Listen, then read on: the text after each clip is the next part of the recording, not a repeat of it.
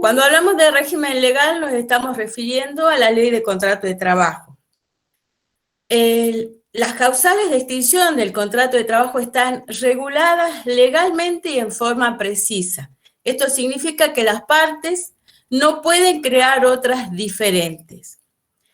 En principio es un régimen de renuncia libre y de despido libre indemnizado. Después el doctor García le va a explicar por qué decimos de renuncia libre y de despido libre indemnizado cuando él aborde el despido con justa causa y sin justa causa.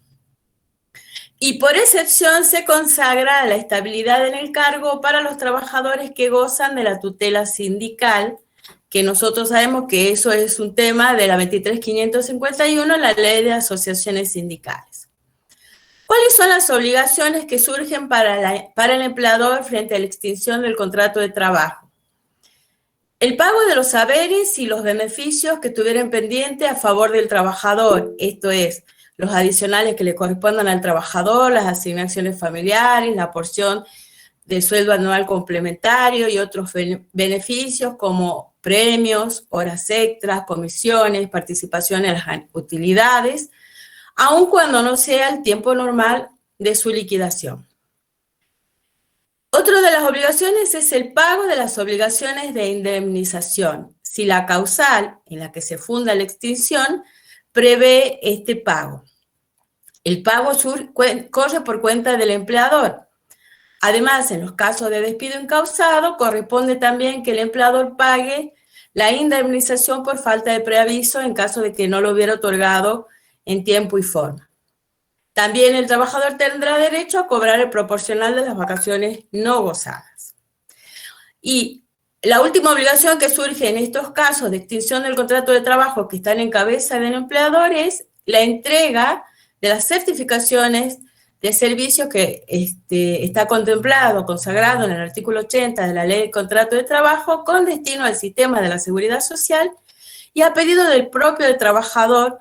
También está obligado a entregar otra certificación destinada a acreditar los servicios ante futuros empleadores. En cuanto a las causales de extinción del contrato de trabajo, nosotros para su estudio las sistematizamos de la siguiente manera, o sea, las clasificamos. Y tenemos aquellas causales que surgen o que tienen que ver con la voluntad de las partes. Y dentro de la voluntad de las partes tenemos aquellas causales que tienen que ver con la voluntad concurrente de las partes.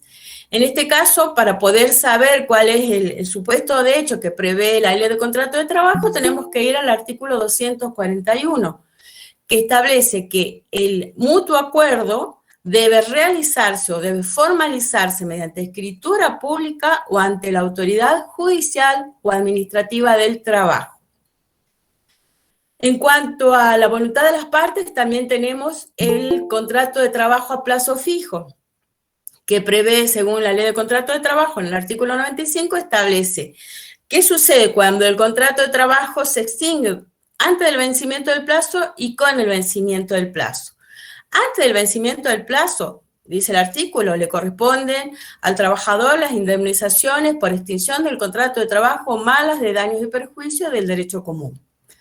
Ahora, si el plazo estuviera íntegramente cumplido, mediando preaviso, en este caso el artículo 95 nos remite al artículo 250, que en definitiva nos termina remitiendo al 247, que fija como requisito para percibir una indemnización que el contrato se haya celebrado, que el tiempo del contrato haya sido por el plazo de 1 año. En ese caso le corresponde la indemnización. Y lo mismo sucede para el contrato de trabajo eventual, cuya caracterización surge del artículo 99 de la Ley de Contrato de Trabajo. Después tenemos por voluntad de las partes. Aquí vamos a ver la renuncia del artículo 240 de la Ley de Contrato de Trabajo, que luego va a ser abordado por el doctor García. El abandono o renuncia del artículo 244, que es cuando el trabajador deja de prestar sus servicios, pero la norma impone que el empleador constituya en mora al trabajador, es decir, el empleador tiene que debe notificarlo bajo apercibimiento de considerar extinguido el contrato de trabajo porque el trabajador no cumple con su obligación, y en ese caso se impone la constitución en mora.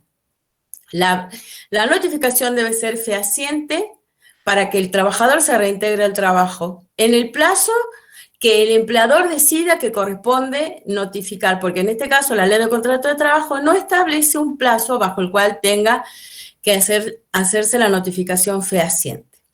Luego tenemos, respecto de la voluntad de las partes, por voluntad del trabajador también tenemos el despido indirecto, que lo va a abordar el doctor García, la opción de la trabajadora en estado de excedencia del artículo 186 de la ley de contrato de trabajo, ¿se acuerdan cuando vemos trabajo de mujeres? Si la mujer no se reincorpora a su empleo luego de vencidos los plazos de licencia y no comunica al empleador dentro de las 48 horas anteriores a la finalización de ese plazo de licencia que se acoge a los plazos de excedencia, la ley de contrato de trabajo entiende que la mujer opta por la percepción de la compensación establecida en el artículo 183, inciso B. ¿Y qué dice el inciso B del 183? Que la mujer puede rescindir su contrato de trabajo percibiendo una compensación por tiempo de servicio igual que se calcula sobre la base del artículo 245 y le corresponde un 25% de la remuneración de la trabajadora calculada sobre esa base del 245 por cada año de servicio, la que no podrá acceder de un salario mínimo vital por año de servicio, fracción mayor de 3 meses según lo señala la ley. Luego tenemos por voluntad del empleador el despido sin causa o el despido ad nutum y el despido con causa. Uno está consagrado en el 245 y el otro en el 242 de la Ley de Contrato de Trabajo. El abordaje de esos temas lo va a hacer el doctor García. Luego tenemos por causas ajenas a la voluntad de las partes. La ley contempla que el contrato se extingue por muerte del empleador y por muerte del trabajador. En el caso del empleador se extingue cuando las condiciones personales o legales, la actividad profesional u otras circunstancias ligadas con el empleador hayan sido determinantes para la relación laboral y sin las cuales ese contrato no se podría continuar. En este caso le corresponde al trabajador una indemnización igual a la que se consagra en el artículo 247 de la Ley de Contrato de Trabajo. Respecto de la muerte del trabajador, también en este caso la Ley de Contrato de Trabajo establece cuáles son las personas a las cuales le va a corresponder la indemnización del 247. En este caso nos remite a la 18037, que era la primera ley del sistema jubilatorio, una de las primeras leyes de 1974, donde fija el orden de prelación para las personas que van a tener derecho a la indemnización con la sola acreditación del vínculo. Y ahí, en la 18037, que también lo menciona en la última parte del 248, se equipara a la viuda, cuando el trabajador fallecido fuese soltero o viudo, la mujer que hubiera convivido públicamente en aparente matrimonio por el plazo mínimo de 2 años, se le equipara a la viuda, o sea, a la conviviente o al conviviente. Luego tenemos, por causas ajenas a la voluntad de las partes, tenemos incapacidad del trabajador, y en este caso la Ley de Contrato de Trabajo nos hace distinguir si la incapacidad es absoluta o si la incapacidad es relativa. Para eso tenemos que estudiar el artículo 212, que está en el capítulo de accidentes y enfermedades inculpables, que es uno de los causales de suspensión de los efectos del contrato de trabajo. En este caso, si la incapacidad es absoluta, lo vamos a ver en el 212, en el cuarto párrafo, que dice que cuando por motivo de la enfermedad o accidente inculpable surge una incapacidad absoluta para el trabajador, le corresponde percibir una indemnización igual al artículo 245 de la Ley de Contrato de Trabajo. Distinto es el caso de la incapacidad relativa. En el caso de la incapacidad relativa, nosotros habíamos visto en el tratamiento del 212 que, vigente el contrato de trabajo, si del accidente o enfermedad inculpable el trabajador tuviese una capacidad disminuida, una capacidad reducida, el empleador tiene la obligación de otorgarle tareas acorde a esa capacidad reducida. Si no se las quiere otorgar, ya sabemos que la ley lo sanciona y le tiene que pagar la indemnización máxima, es decir, la del 245. Si no tuviera tareas acordes para esa capacidad,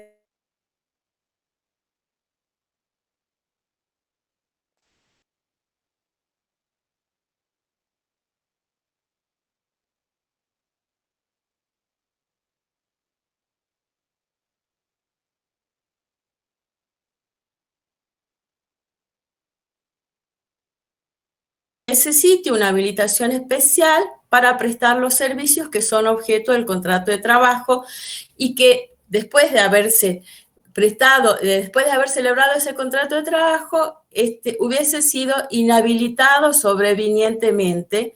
En ese caso se va a producir el despido y el trabajador va a ser acreedor a una indemnización igual a la del artículo 247, salvo que la inhabilitación provenga por causa de dolo o culpa grave inexcusable de su parte. Eso dice la ley de contrato de trabajo. También por causas ajenas a la voluntad de las partes tenemos la quiebra del empleador y la falta o disminución de trabajo, la fuerza mayor o falta o disminución de trabajo. En el caso de la quiebra, el supuesto de hecho está contemplado en el artículo 251 de la ley de contrato de trabajo. La ley dice que si la quiebra es la que motiva la extinción del contrato de trabajo y las causales no fueran imputables al empleador, la indemnización que le corresponde al trabajador va a ser la prevista en el artículo 247. En el resto de los supuestos, la indemnización que le corresponde al trabajador se aplica a la base del 245.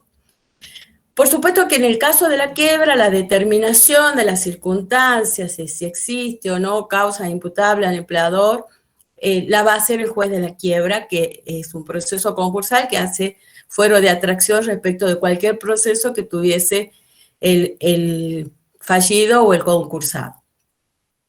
Ya sabemos que por aplicación de la ley de quiebras, la quiebra no produce per se la disolución del contrato de trabajo, sino su suspensión de pleno derecho por el término de 60 días corridos, vencido ese plazo sin que se hubiese decidido la continuación de la empresa, que la decide por supuesto el juez de la quiebra con el informe del síndico, el contrato quedará disuelto a la fecha de la declaración de quiebra y los créditos que deriven de esta extinción deberán ser verificados.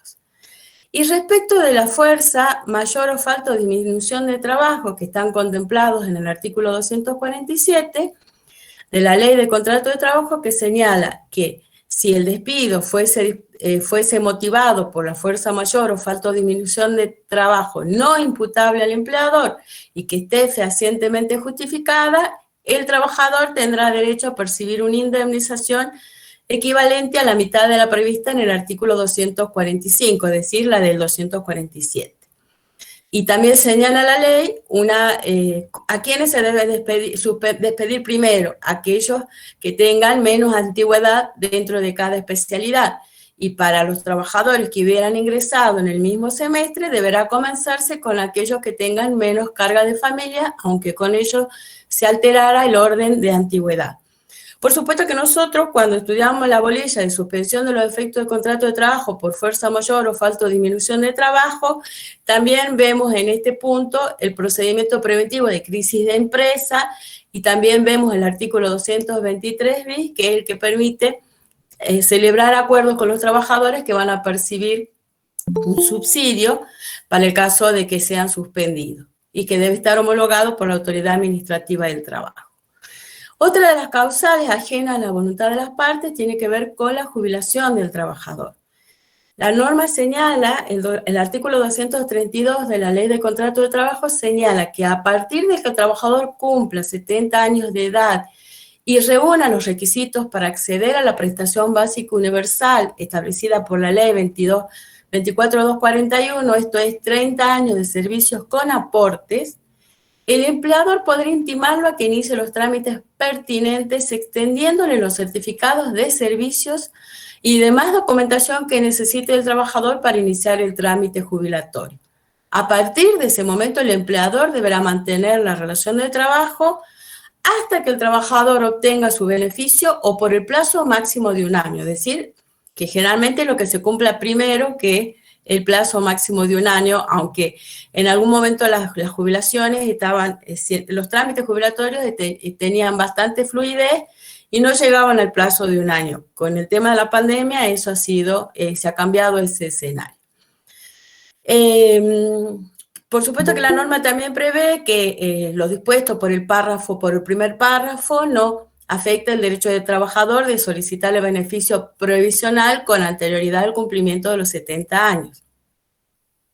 Concedido el beneficio o vencido el plazo del año, el contrato de trabajo se extingue sin obligación para el empleador de pagar indemnización por antigüedad. La intimación a la que se refiere el primer párrafo implica también la notificación del preaviso.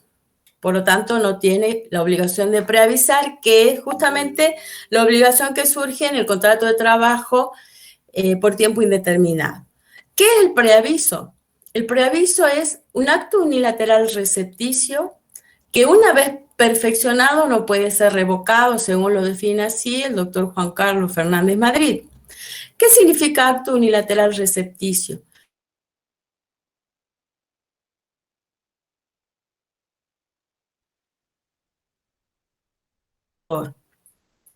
¿Cuáles son los plazos según el artículo 231?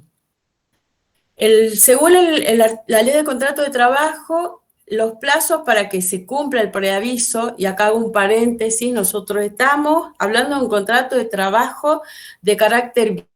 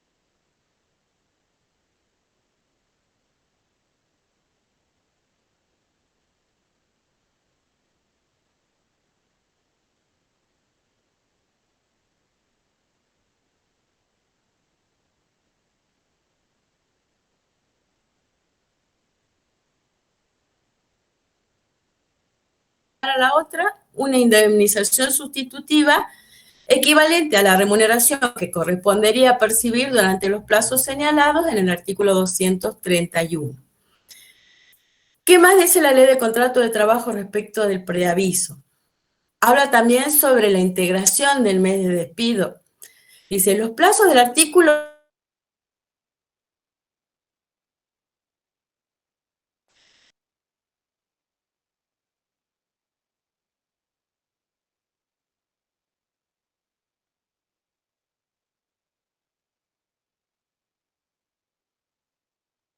antes que comience el mes respectivo en el que tiene que...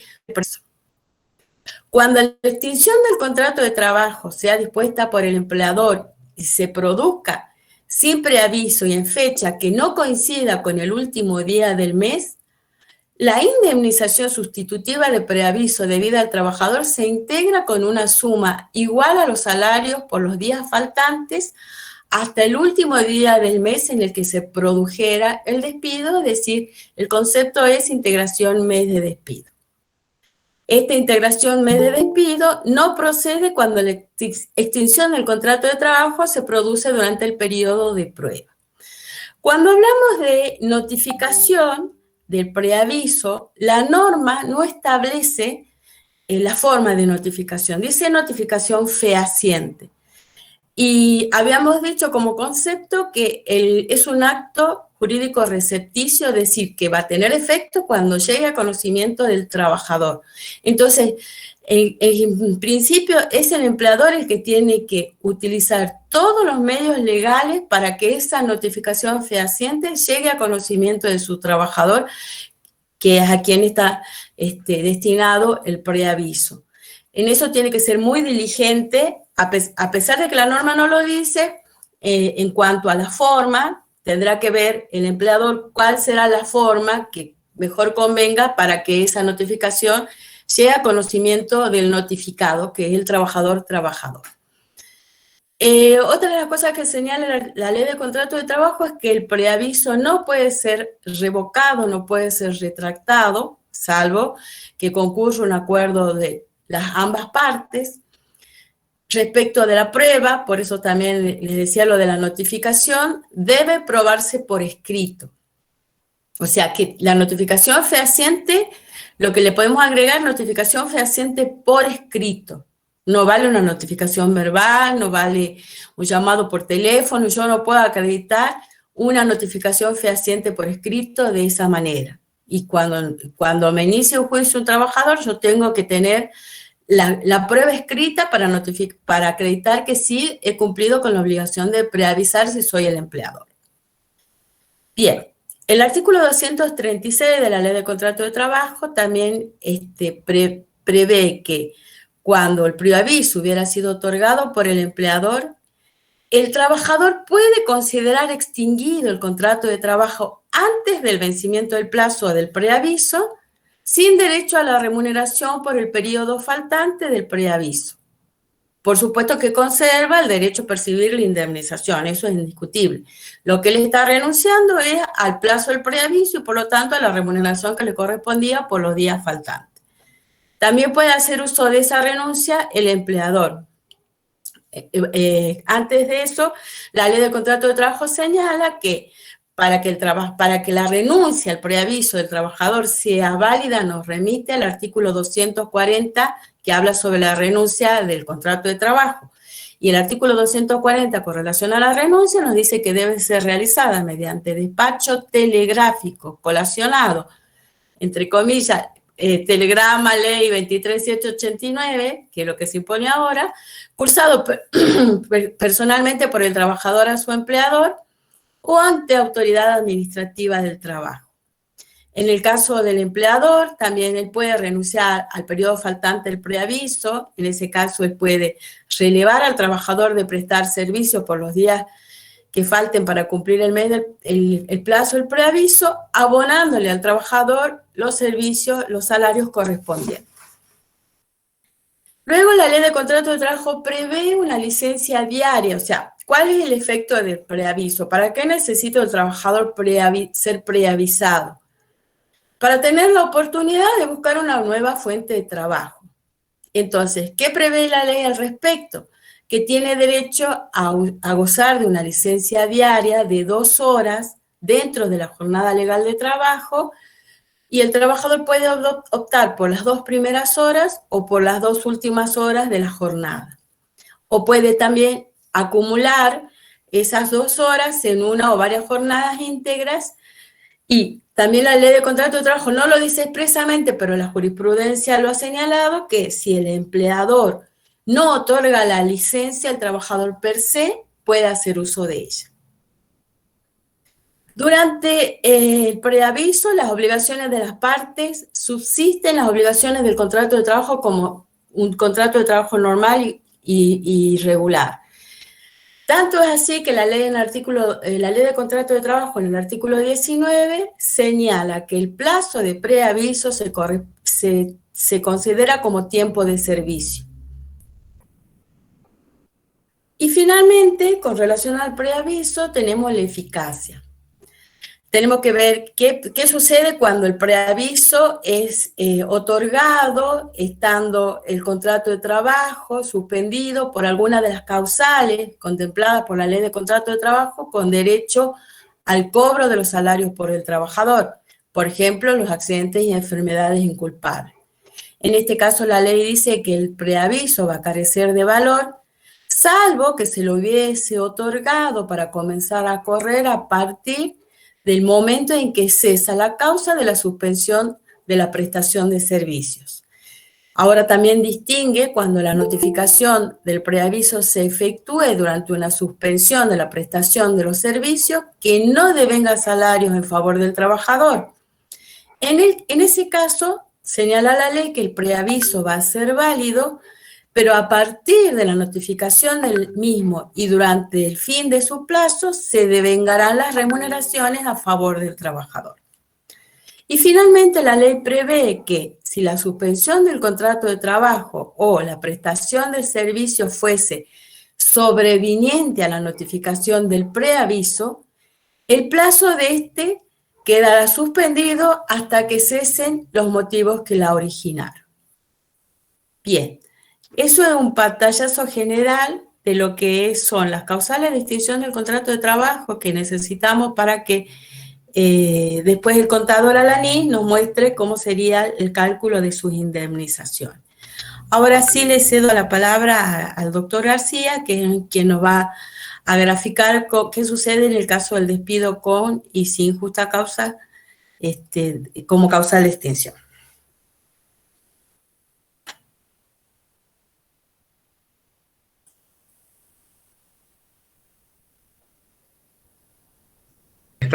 Perdón, me estaba poniendo los auriculares, por eso. Ay, se cortó. No, me estaba poniendo justo los auriculares. Ah, bien. Así que bueno. Bueno, buenas tardes a todos y todas. ¿Cómo les va? Vamos a tratar un tema, larguísimo. Se han escrito, creo que hasta tomos de tratados de despido para analizar la extinción del contrato de trabajo. Y yo no tengo mucha capacidad de resumen, así que pero vamos a tratar de hacerlo lo más rápido posible, porque para ustedes, y como siempre nos pasa con la doctora Rodríguez, la parte más interesante es la que trata el contador Alanís, que es la parte práctica.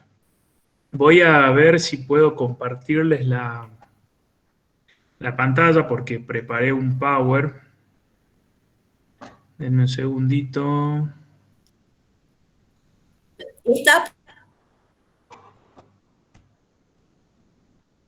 Espérenme un segundito, porfa.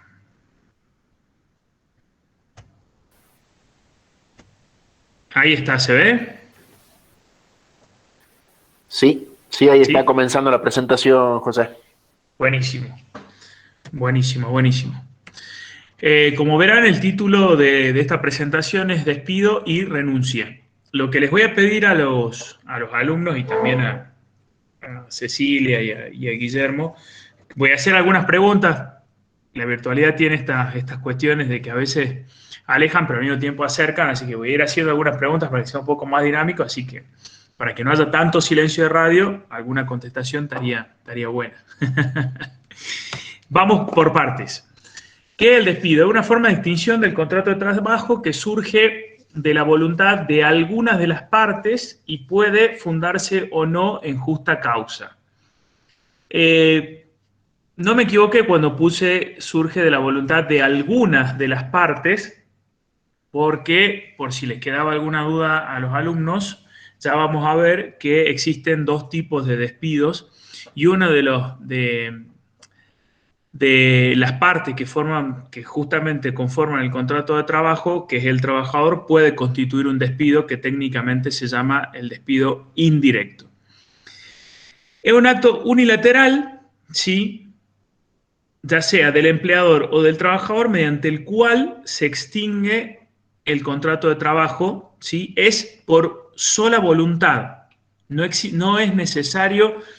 A ver, cuando nosotros definimos contrato de trabajo, tiene que existir la voluntad concurrente de dos partes, de trabajador y empleador. El empleador que ofrece el trabajo y el trabajador que acepta. Sin embargo, en el despido o en la ruptura del contrato de trabajo no existe, no debe existir, en el caso del despido, la voluntad concurrente. Por eso estamos hablando de un acto jurídico unilateral, ya sea del empleador o del trabajador. Es un acto recepticio, toma eficacia desde el momento en que llega a conocimiento del destinatario. Ya vamos a ver un poquito, vamos a ahondar sobre este tema porque es muy importante desde el aspecto práctico. Es un acto extintivo, claramente pone fin a un contrato de trabajo y en principio es un acto informal. Acá vamos a ver a lo largo de esta pequeña charla que cuando hablamos de despido, ya sea sin justa causa, que es en el único caso que podría ser informal entre comillas, o cuando hablamos con justa causa, siempre tiene que probarse con cierta forma, sobre todo por la consecuencia. Si bien la norma no habla de que es un acto formal, como sí lo vamos a ver, por ejemplo, en el artículo 244, cuando habla de la renuncia, que exige la existencia de una formalidad, en el caso puntual del despido no habla de una formalidad, pero en la práctica, y la buena práctica nos obliga a nosotros como operadores del sistema, ya sea los abogados, ya sea los contadores, que nos pongamos estrictos con el tema de la forma y que claramente hablemos de que es un acto que debería ser formal a los efectos de que sea mucho más fácil la probanza del mismo para evitar consecuencias jurídicas y sobre todo, como digo siempre, si nosotros asesoramos a empresas, para ahorrarle plata al empleador. ¿Cuáles digamos, las consecuencias, los efectos de la comunicación, digamos? Esto es muy importante. No existe una ruptura automática del contrato de trabajo, salvo en un solo artículo de la Ley de Contrato de Trabajo, que es el artículo 241, tercer párrafo, que habla de un presupuesto muy específico, que es el abandono-renuncia. ¿Qué es el abandono-renuncia? Cuando ambas partes dejan de cumplir con sus obligaciones laborales y no se intiman mutuamente, lo que implica necesariamente que hubo una expresión deliberada de abandonar el contrato de trabajo. Ejemplo, yo soy un trabajador y dejo de ir a mi trabajo y pasan 2 o 3 meses y no intimo para nada a mi empleador y mi empleador no me intima ni para que yo vuelva a trabajar, ni para que explique por qué estoy faltando, ni para nada. Eso técnicamente se llama abandono-renuncia o abandono del contrato de trabajo. Artículo 241, tercer párrafo. ¿Cuál es la consecuencia más importante? Que no trae consecuencias indemnizatorias para el empleador. Es decir, el empleador no tiene que pagar la indemnización por despido. Es muy importante determinar específicamente cuándo se rompió el contrato de trabajo, porque a partir de ese momento nosotros empezamos a contabilizar todo lo que son las indemnizaciones o no que corresponden al contrato de trabajo. Todos sabemos que cuando se extinga el contrato de trabajo hay 2 conceptos que sí o sí se pagan siempre, que son los días trabajados y el sueldo anual complementario proporcional. Eso como obligación de dar suma de dinero. Y como obligación de hacer para el empleador, tiene la obligación de entregar la certificación de servicio. Artículo 80 de la Ley de Contrato de Trabajo. Eso sin importar la causa del despido. Puede haber sido renuncia, causa, despido sin justa causa, despido con causa, no importa. Esas obligaciones las tiene siempre el empleador. Por eso es muy importante determinar el momento en el cual se extingue el contrato de trabajo. La extinción del contrato de trabajo, bien como lo venía diciendo la doctora Rodríguez, se puede producir por un acto jurídico unilateral, que estamos hablando del despido, que es lo que estamos hablando, bilateral, cuando hablamos de la voluntad concurrente de las partes, artículo 241, expreso o tácito. Expreso el despido, tácito, artículo 241, tercer párrafo. Esto es muy importante, lo vamos a desarrollar un poquito más abajo, pero esto es muy importante cuando empezamos a analizar lo que es el despido con justa causa. La comunicación del despido debe bastarse a sí misma, ¿sí? ¿Esto qué significa? Que el acto jurídico del despido, y más cuando hablamos de un despido con justa causa, es un acto fundamental, dirimente. A mí me gusta explicarlo en términos prácticos. A mí me gusta el fútbol. Espero que a alguien de acá le guste el fútbol. Cuando uno hace un despido con justa causa, marca la cancha. Es decir, el partido que es esta relación laboral que se extinguió mediante un despido con justa causa, se va a jugar en esta cancha. ¿Esa cancha cuál es? La comunicación mediante la cual nosotros rompemos el vínculo. Existen muy pocos casos en los que se pueden subsanar ciertos errores de la comunicación. No es recomendable, es un acto muy importante porque a partir de ahí se desencadenan todo el disparo de indemnización y de consecuencias económicas del contrato, de la extinción del contrato de trabajo.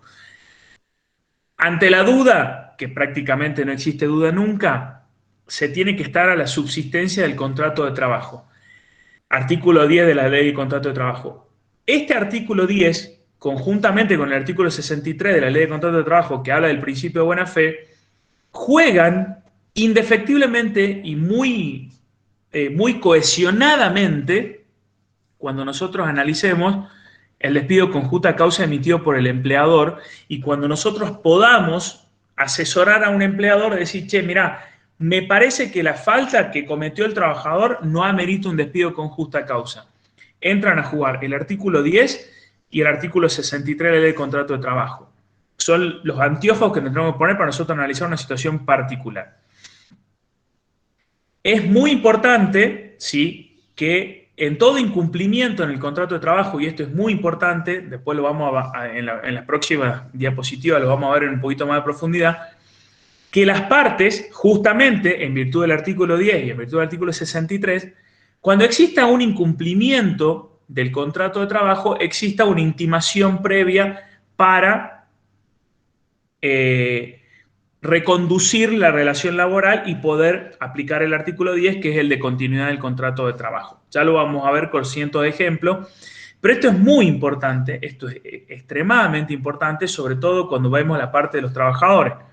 Le cuento una anécdota. El otro día me llega al estudio un caso, me tocaba ir raramente por la parte del empleador, porque generalmente yo defiendo a trabajadores, me traen una carta de documento emitida por un trabajador en la cual se daba por despedido sin haber intimado previamente al empleador por un supuesto uso abusivo del ius variandi. Ese despido deviene sin justa causa.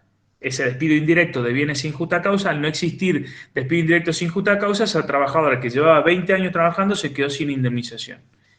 ¿Eso por qué? Porque no se ahonda o no se toma la norma, la Ley de Contrato de Trabajo, siempre lo digo, como una concatenación de institutos, ¿sí?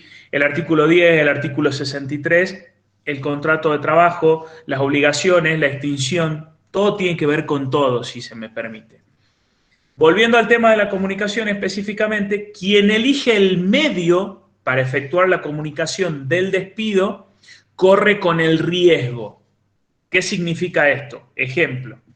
Y acá ha variado bastante la jurisprudencia en los últimos años, siendo bastante más estricta, sobre todo en el caso del trabajador.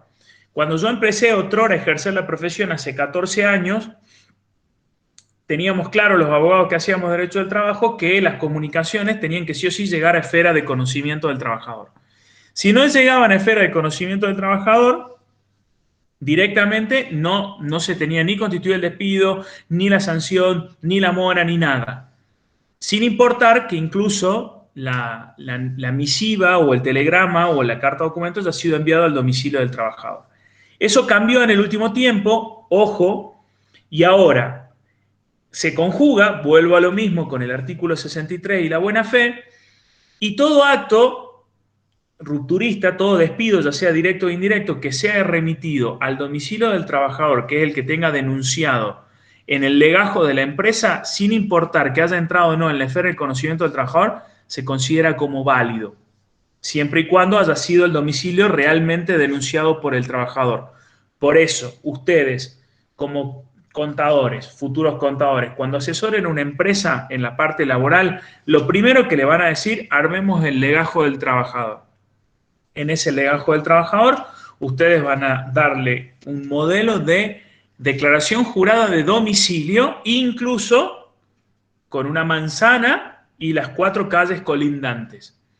¿Para qué es eso muy importante? Para que ustedes puedan notificar, en realidad para que el empleador que ustedes asesoran puedan notificar fehacientemente cualquier variante del contrato de trabajo y sobre todo, y la más importante, la ruptura del vínculo laboral. Lo mismo, los abogados más viejos como yo, que venimos con esta impronta de que sí o sí siempre es recepticio, tenemos una muletilla, si se quiere, o un exceso de seguridad para las personas que nosotros asesoramos, y es algo que yo lo recomiendo siempre, todo lo que sean despidos con justa causa, que se hagan por escritura pública en el lugar de trabajo. Así no hay duda ni de la causal ni de la fecha en la que se constituyó ese despido. ¿Por qué? Vuelvo a lo mismo. El despido dispara todo el resto de las indemnizaciones y, por ejemplo, pongo un ejemplo práctico que seguramente el contador Alanís lo va a plantear. Si nosotros hacemos un despido con justa causa y mandamos la carta de documento el día 31 del mes, se va a notificar el 1 o el 2 del mes siguiente.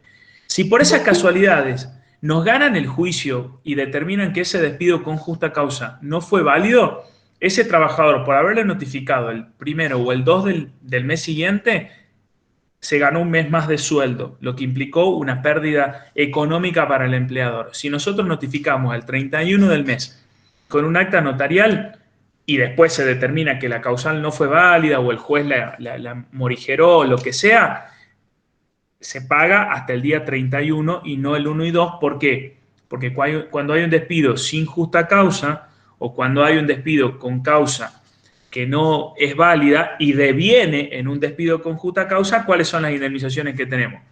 Bien, como le explicó la doctora Rodríguez, tenemos la indemnización por preaviso, tenemos por cualquier ruptura de contrato de trabajo, días trabajados, SAC proporcional, vacaciones proporcionales, y ahí empezamos. Integración de mes de despido, artículo 245 de la Ley de Contrato de Trabajo. Si nosotros notificamos el despido, el 1, el 2 o el 3, tenemos que integrar todo el mes de despido.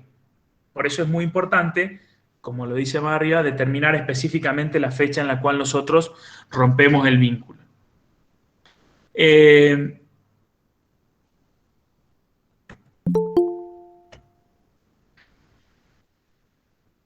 A ver, me deja ver. Ahí está.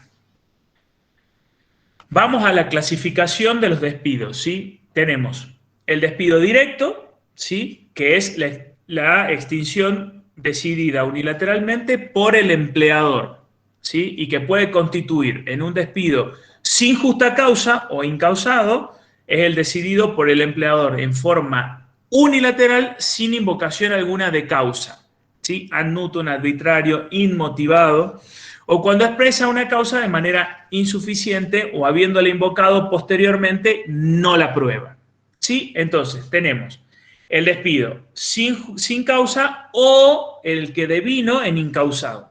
El sin justa causa, cuando dices, che, no te quiero ver más de mi empresa, te vas. ¿Por qué? Porque soy el empleador y te puedo despedir cuando yo quiera. Salvo cuestiones de discriminación o, en el caso específico, hoy están prohibidos los despidos sin justa causa. Después lo vamos a ver un poco a vuelo de pájaro. Pero, en principio, salvo en situaciones de emergencia o en estabilidad, por ejemplo, de la mujer embarazada o del representante gremial, o cuando trasunta una cuestión de discriminación, que después lo veremos, que por la ley antidiscriminación el acto es nulo, el empleador puede despedir sin justa causa. Eso que vemos en la película de Estados Unidos, You are fired, estás despedido, acá en Argentina también existe, solo que se recomienda que sea por escrito. La única diferencia es que acá tienen derecho a una indemnización. Vuelvo a lo mismo y ya lo va a ver con mucha más profundidad el contador Alanís. La indemnización que corresponde frente a un despido sin justa causa, estamos hablando días trabajados, integración de mes de despido, cuando el despido no fue comunicado en el último día hábil, en el último día de trabajo, perdón, SAC proporcional, vacaciones proporcionales, artículo 245, que es la indemnización por despido, es una mejor remuneración normal y habitual cada año de servicio o fracción mayor a 3 meses, y el artículo 232, que es el preaviso, que de 1 a 5 años es 1 mes y de más de 5, 2 meses. Ahí estamos hablando del despido incausado. Después tenemos, obviamente, lo que son las duplicaciones de indemnización, que también vamos a ver un poquito en el caso hoy de la emergencia, como así también la ley 24013, la 25323, que habla de la duplicación de indemnización por trabajo no registrado. Y después vamos al despido con justa causa, que es el acto jurídico unilateral. Recuerden que estamos hablando de despido directo. Porque cuando veamos despido indirecto, también existe el despido indirecto con justa causa, que es en el único caso que se da. Digamos, el despido indirecto solo estamos hablando con justa causa, ¿sí? Entonces, el despido directo con justa causa es el acto jurídico unilateral por el cual el empleador extingue el contrato de trabajo con fundamento en el incumplimiento grave de alguna de las obligaciones en las que incurre el trabajador. El empleador debe expresarlo por escrito, de forma suficientemente clara, la causa que motivó la decisión rescisoria. Artículo 243 de la Ley de Contrato de Trabajo. El artículo 243 es muy importante. Reunir los requisitos que establece el artículo 243 para que un despido con justa causa pueda válidamente defenderse en tribunales. Y es una injuria, ¿sí? Esta falta que comete el trabajador debe constituir una injuria que impida la prosecución del contrato de trabajo. ¿Cuál es la frase célebre en todo despido con justa causa? Usted como empleado incumplió lo que constituye injuria grave que hace imposible la prosecución del presente contrato de trabajo. La carga de la prueba, ¿sí?, está o recae en cabeza de quien invoca la justa causa del despido. Y no puede ser una causa genérica porque se estaría incumpliendo con el artículo 243. En el despido indirecto, ¿sí?, es el decidido por el trabajador ante un incumplimiento del empleador de suficiente gravedad que constituye una injuria que impida la consecución del contrato de trabajo.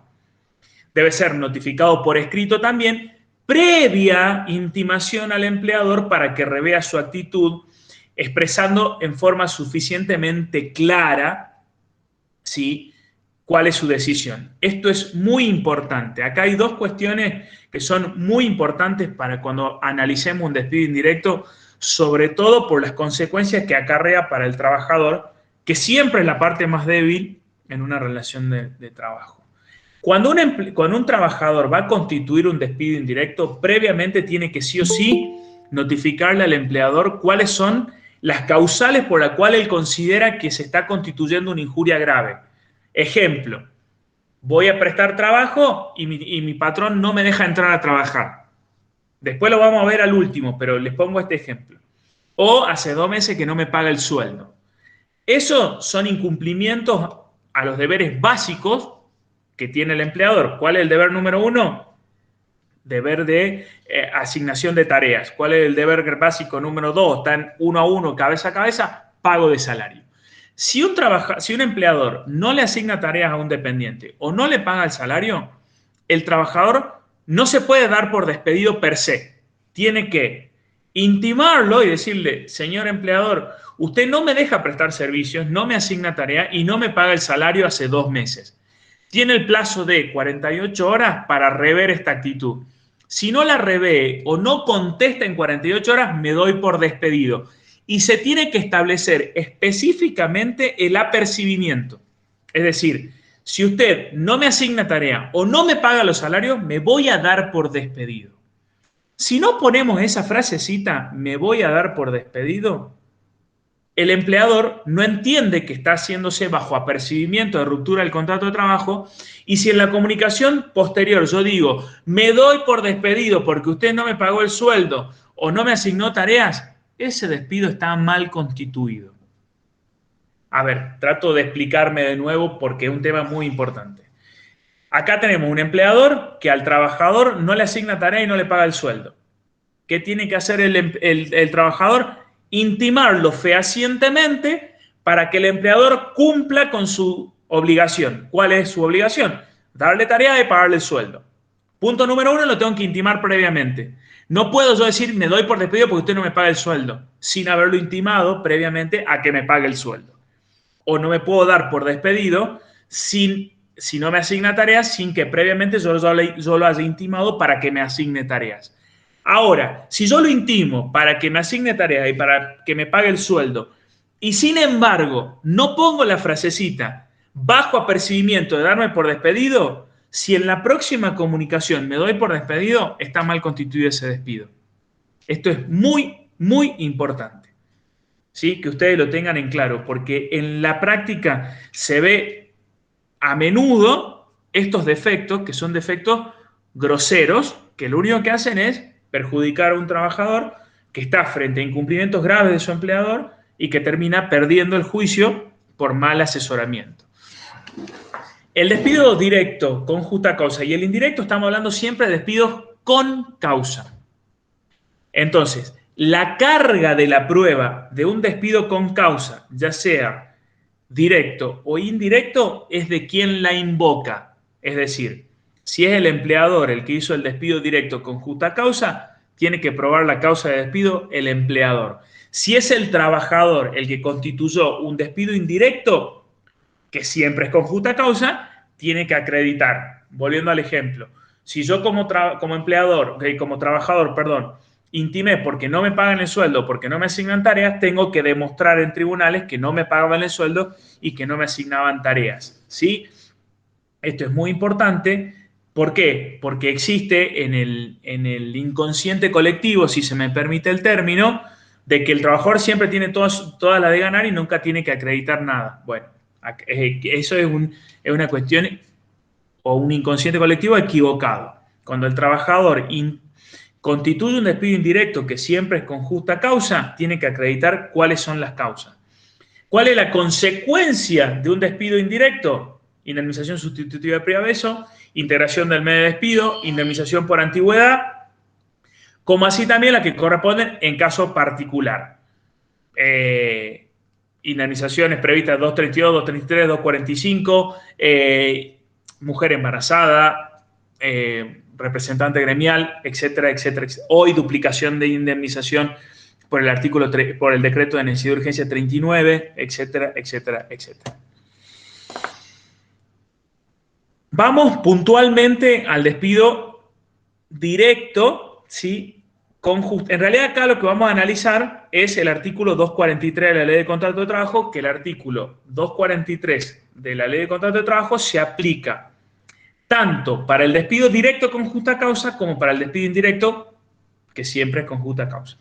El artículo 243 dice: el despido por justa causa dispuesto por el empleador, como la denuncia del contrato de trabajo fundada en justa causa que hiciere el trabajador, deberá comunicarse por escrito con expresión suficientemente clara de los motivos en que funda la ruptura del contrato ante la demanda que promoviere la parte interesada. No se admitirá modificación de la causal de despido consignada en las comunicaciones antes referidas. Esa es la literalidad del artículo 243.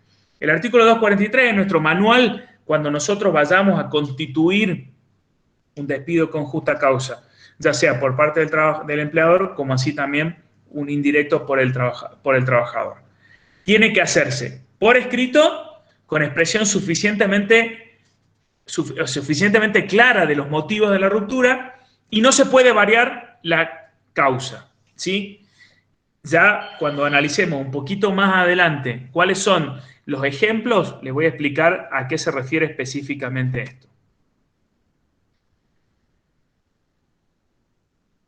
¿Cuál es el motivo del artículo 243? El motivo fundamental o la télesis o lo que lo motiva al artículo 243 de la Ley de Contrato de Trabajo es el derecho de defensa.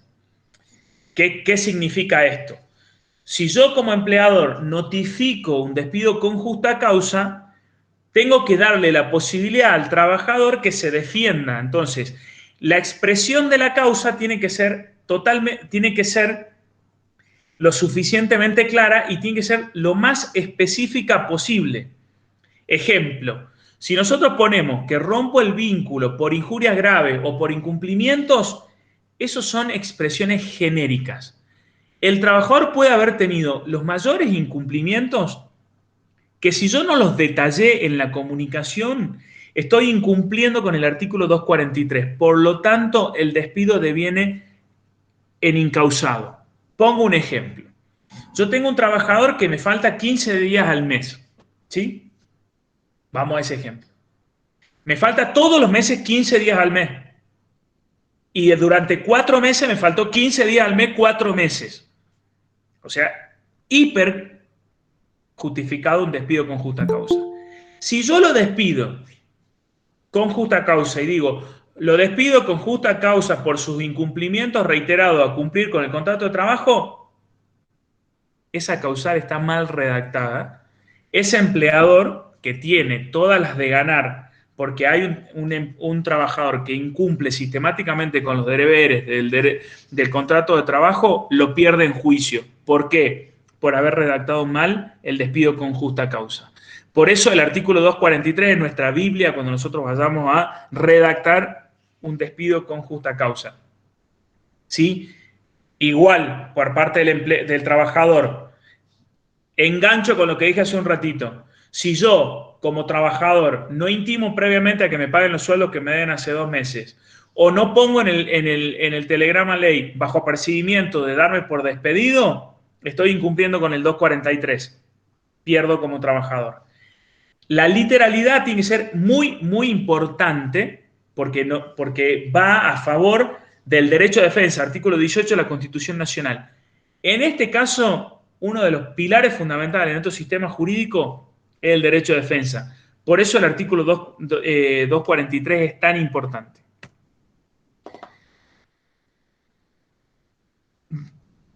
Cierro con esto. La comunicación del despido está mal redactada cuando quien la emite emplea una forma ambigua que le permite con posterioridad referirla a hechos cambiantes según su criterio, posibilitando con la falta de exigencia y precisión de una violación al artículo 43 del LST.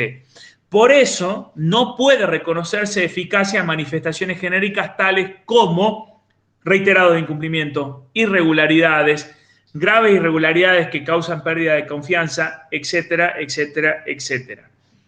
No pueden ser este tipo de manifestaciones genéricas que inevitablemente o inexorablemente caen en un despido que devenga encausado por más de que se lo pruebe. ¿Sí? Por más de que después se prueben esos reiterados incumplimientos, si yo no detallé específicamente qué me refiero como empleador con reiterados incumplimientos o con irregularidades, el despido deviene incausado. ¿Cómo se debe valorar la injuria grave para que tenga justa causa, digamos? Acá este es un tema muy casuístico, extremadamente casuístico, ¿sí? Y lo que nosotros tenemos que ver fundamentalmente en el tema de la valoración de la injuria grave son los mismos criterios que vimos cuando analizamos o veremos cuando analicemos el tema de las facultades de dirección del empleador. Porque justamente la facultad de dirección del empleador tiene como expresión máxima, si se quiere, el despido con justa causa. Yo como empleador que dirijo mi empresa puedo despedir a un trabajador que es incumplidor de la norma. Entonces, tenemos que fundamentalmente tener en cuenta como criterios fundamentales la contemporaneidad entre la falta cometida y la sanción, la proporcionalidad entre la falta y la sanción. Ya lo vamos a ver en casos específicos de lo que estamos hablando, pero fundamentalmente, a ver, a mí siempre me gusta poner este ejemplo, digamos. ¿Ustedes qué creen? ¿Que se puede despedir a un trabajador por una falta a su puesto de trabajo? ¿Qué opinan ustedes? ¿Se puede o no se puede? Para mí no, porque creería que podría justificar por qué faltó, por ahí tuvo una emergencia o por ahí no pudo llegar por un accidente o algo. ¿Alguien más tiene otra visión? Hagamos daño, sí. Exactamente. En realidad no, contador, discúlpeme. La respuesta correcta desde mi punto de vista es depende. Depende. Si yo tengo como trabajador una sola falta injustificada a mi puesto de trabajo, salvo que estemos hablando de casos muy específicos, como por ejemplo el que cuida acá no hay en Jujuy ya casi trenes, digamos, pero el que cuida la barrera es el único caso que yo me acuerdo que se ha despedido un trabajador por una falta injustificada del que cuida las barreras de los trenes, que por no bajar la barrera de un tren hubo un accidente y se murió toda una familia. Pero, ¿por qué digo depende, contador? Porque si yo falto una sola vez, salvo, coincido con el criterio de de la alumna que dijo que no se puede despedir razonablemente con justa causa porque estamos violando el principio, si se quiere, o la cuestión rectora de la proporcionalidad. Ahora, si yo al trabajador ese lo sancioné 5 veces porque faltó durante el último año 5 veces sin justa causa, la sexta falta, sin duda, que es causal de despido. Pero para eso hay que tener en cuenta el legajo del trabajador y ver que todas las sanciones fueron debidamente notificadas previamente y que tenemos antecedentes para constituir ese despido con justa causa. Otra cuestión muy importante es la no duplicación de sanciones. ¿Esto qué significa y que es muy común que suceda y que me pasa incluso con empresas que yo asesoro con el vínculo con el contador? Llega el contador y me pasa y me dice, doctor, constituyamos el despido con justa causa. Me pasa y tengo 10 sanciones en el último año. Listo, ya está, hay causal de despido. Y le digo, ¿cuál es la última falta que cometió? ¿Faltó cuándo? Antes de ayer. Ajá. Y veo y estaba sancionada con 3 días de suspensión. Entonces, ¿qué le digo yo al contador? Contador, discúlpeme, pero no lo podemos despedir. Pero, doctor, ¿cómo no lo vamos a poder despedir si tiene 10 sanciones en el último año? Sí, contador, tiene 10 sanciones en el último año, pero usted me está diciendo que la última falta es la falta injustificada del día viernes y el día viernes usted lo sancionó con 3 días de suspensión. Si yo lo he hecho por esa última falta, estoy aplicando 2 sanciones por el mismo hecho. Constituye un despido con justa causa equivocado. Entonces, ¿qué arreglamos con el contador? Contador, antes de eso déjeme alguna falta sin sancionar, así yo puedo constituir el despido con justa causa, pero para eso tengo que tener muy en cuenta la no duplicación de la sanción. No es el contador Alaní, pero conociéndolo podría ser tranquilamente el contador Alaní, ¿no es cierto, contador? Vamos. Por supuesto. Vamos a las otras pautas, ¿sí?, de cómo se debe valorar las injurias o la falta que comete el trabajador. No es necesario que haya un detrimento patrimonial si no puede existir un detrimento moral, ¿sí?, y no requiere dolo, es decir, no requiere intencionalidad en la producción de la causa, del daño. Ejemplo. Si un trabajador tiene a su cargo el cuidado de una caja de un comercio y se roba 100 pesos, hoy 100 pesos no valen prácticamente nada. Ahora, ¿puede ser despedido si yo tengo la forma de acreditar que se robó 100 pesos? Sí, porque el daño es moral y existe una pérdida de confianza absoluta, porque si robó 100 puede robar 100.000, ¿sí? Entonces, no importa el daño patrimonial, hay que analizar las distintas cuestiones, tanto patrimonial como moral. Ambas cosas hay que analizar y siempre hay que tener en cuenta, volvemos a lo mismo, artículo 10, artículo 63, temporalidad, proporcionalidad y no duplicación de sanciones. Cuando analicemos un despido con justa causa, esas 5 cosas tienen que estar presentes siempre, ¿sí? La falta tiene que ser valorada en razón del contexto laboral y sociocultural del trabajador. Ejemplo. Si un cargo jerárquico de una empresa insulta a su superior jerárquico y está debidamente acreditado, es causal de despido con justa causa, sin duda. Ahora, si un ayudante albañil insulta o se refiere de una manera no lo más cordial posible a su capataz, y es la forma habitual en la que se dirigen entre compañeros de trabajo, no es causal de despido. ¿Sí? Por eso hay que tener en cuenta el contexto laboral y sociocultural. ¿Sí? Otra cuestión muy importante, hay que tener en cuenta cuál es la antigüedad del trabajador. Y a su vez, cómo está ese legajo, si ese legajo está limpio o está manchado. Ejemplo de recién. Ante una falta injustificada no se puede constituir un despido con justa causa. Ahora, si el trabajador llega, tengo 10 faltas, ejemplo, y le hago esta pregunta, a ver qué opinan. Y pido criterio también del contador y de la doctora. Si yo tengo 10 sanciones por tardanza, ¿puedo despedirlo por una falta injustificada? Depende. Aprendió rápido el contador. Yo creo que sí, contador. Si yo lo sancioné 10 veces por tardanza ante una falta injustificada, creo que puedo defenderlo en tribunales ese despido con justa causa. Ahora, volvemos a lo mismo. Hay que tener en cuenta la antigüedad y cuántas veces fue sancionado. Sí. ¿Qué es lo que sucede muchas veces? Los empleadores se apuran en sancionar. O dicen, che, mirá, me faltó 5 días. Está bien, ¿y qué antigüedad tiene? 30 años. ¿Te faltó antes 5 días? No, no me faltó nunca 5 días. Y bueno, no lo podemos pedir.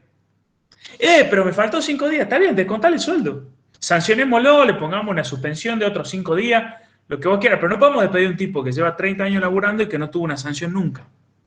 Esas son cuestiones muy importantes que se deben tener en cuenta para constituir un despido con justa causa. Por eso hay que hacer un análisis completo de la situación, no un análisis parcial o sesgado, hay que hacer un análisis completo. Otra cuestión muy importante, la ley de contrato de trabajo no obliga la realización de un sumario previo. Ahora, ustedes me preguntan a mí y yo muchas veces he realizado sumarios previos en empresas para poder determinar con mayor fuerza un despido con justa causa. Pero la ley no lo exige. Siempre estamos hablando en el marco de la ley de contrato de trabajo. Y ya termino con esto, contador, y lo dejo todo para usted. ¿Cuáles son las injurias que puede invocar el trabajador? Casos prácticos, negativa de vínculo, es decir, no, usted no trabaja para mí, esto se da habitualmente cuando hay un trabajador no registrado. Falta de pago de salario, falta de asignación de tareas, falta de registración laboral, todo lo que son las obligaciones más importantes, ¿sí? De un empleador frente a un trabajador. Acá, con el trabajador hay que tener en cuenta dos cosas muy importantes. Intimar previamente y además poner, si nosotros nos vamos a dar por despedido, bajo apercibimiento de darme por despedido. ¿Cuáles son las causales más comunes de injurias graves por parte de los empleadores? Inasistencia y falta de puntualidad, ya lo hablamos.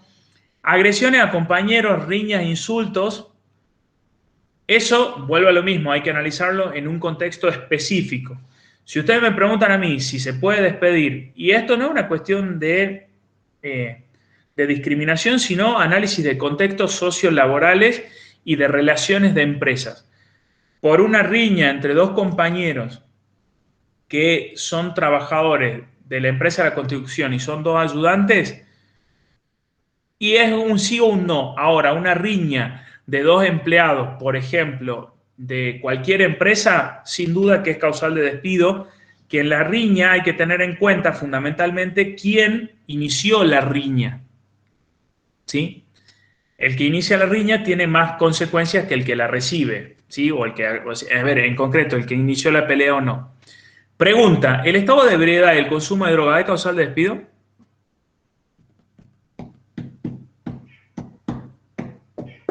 Depende. Sí, yo también diría que no me arriesgaría a hacer un despido por estado de ebriedad. Depende la situación. Depende de la situación. Exactamente. El trabajo. Depende de la situación. Si el trabajador, por ejemplo, es un chofer de un colectivo y no tiene antecedentes de ebriedad, ¿sí? Si en estado de ebriedad o con consumo de alcohol produce un accidente, o incluso no hace falta que produzca el accidente, sino que es descubierto con alcohol en sangre y no tiene antecedentes de ebriedad, podemos llegar a constituir un despido con justa causa. Ahora, si existen antecedentes previos, es decir, existe un consumo problemático de alcohol o de drogas, ahí yo digo que no se puede despedir a ese trabajador, se lo tiene que tomar como una enfermedad inculpable y hay que obligarlo a que realice el tratamiento para poder salir de esta situación de consumo problemático de alcohol o de drogas. Y recién se podría despedir en caso de que el trabajador no cumpla con la obligación de rehabilitarse, ¿sí? Si no, es un tema muy puntual, muy específico y hay que analizarlo con pinzas y cada caso en particular. Previamente, los viejos abogados, digo porque ya me considero viejo abogado, teníamos una muletilla y decíamos, si la ebriedad es habitual, es causal de despido. ¿sí? Hoy, la ebriedad habitual no es causal de despido, se lo considera una enfermedad inculpable, y si nosotros despedimos a una persona que cursa una enfermedad inculpable, es un despido discriminatorio. La pérdida de confianza. ¿Qué es la pérdida de confianza? Es un estado subjetivo del empleador que tiene que tener sí o sí basamento en una conducta objetiva. Para que nosotros podamos invocar la famosa causal de pérdida de confianza, salvo que la falta haya sido de una magnitud muy importante, es necesario cimentarla o darle cuerpo con faltas previamente sancionadas, ¿sí? Si no, estamos hablando de una causal muy compleja de probar, porque es un estado, la definición jurídica es un estado subjetivo del empleador que pierde confianza, pero que tiene sí o sí un basamento objetivo en incumplimientos comprobables por parte del trabajador, ¿sí?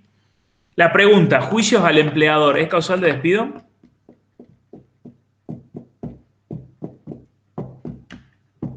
Si un trabajador le hace un juicio a la empresa, ¿es causal de despido? Por diferencias salariales, por ejemplo.